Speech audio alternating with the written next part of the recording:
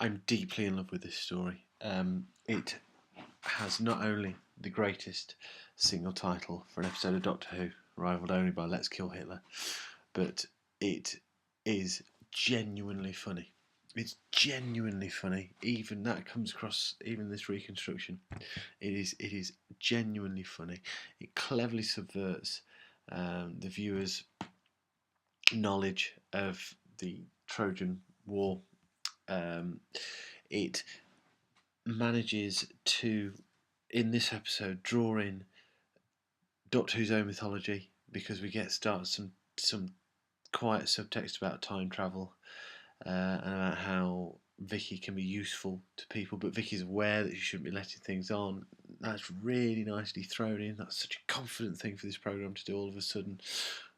Beforehand, we've had that creep into episodes, but that's been quite a big plot point, quite a big beat. But no, in this, it's just a thing that happens.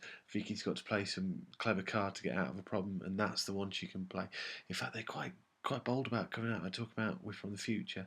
The Doctor only does that when he's in Sturm. Mind you, I suppose if you've landed in the middle of the Trojan Wars and suddenly Odysseus is giving you hassle, you're going to come out with something quite special, aren't you? Stephen is brilliant in this episode. Funny, clever, smart, everything we like from our companions. Vicky, I'm not going to say anything about Vicky. I know what's happening to Vicky. I know what's happening to Vicky behind the scenes. But I like Vicky. I think Vicky's a really good companion. And the Doctor, a bit of a low-key episode for the Doctor, actually. Events moving on a pace around him, perhaps. But no, this is just great. It's like Carry On Troy. It's just genuinely funny. It's got all the laughs in the right places. I'm overwhelmed to say. I mean, I knew the Romans, and the Romans is the closest to this story. Therefore, I knew the Romans reasonably well, but I can only remember this story from novelisation and kind of ignored it.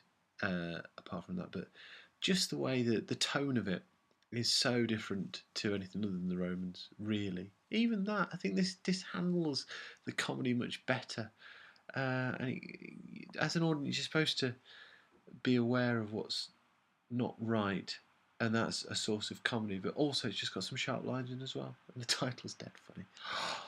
Oh, I love this project. This is so good. Anyway, see you soon. Bye bye.